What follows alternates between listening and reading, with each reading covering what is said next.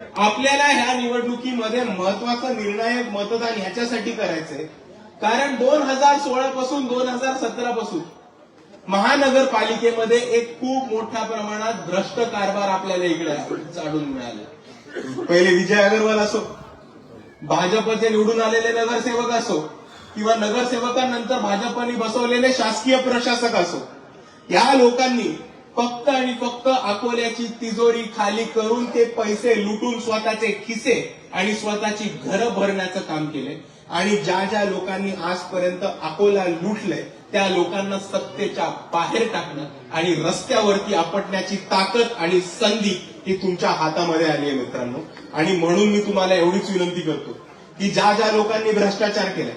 ज्या ज्या लोकांनी आपल्या मालकीचे पैसे खाल्ले, ज्या ज्या लोकांनी आपल्या नळाचे, आपल्या नाल्यांचे, आपल्या रस्त्यांचे, आपल्या शाळांचे, आपल्या आरोग्य केंद्रांचे, आपल्या आरोग्य सेवेचे ज्यांनी ज्यांनी पैसे खाल्ले त्या सगळ्यांना सत्तेच्या बाहेर ठेवा आणि वंचित बहुजन आघाडीची अकोला महानगरपालिकेमध्ये सत्ता बसवा, एवढी मी आपल्या सर्वांना कळकळीची विनंती करतो।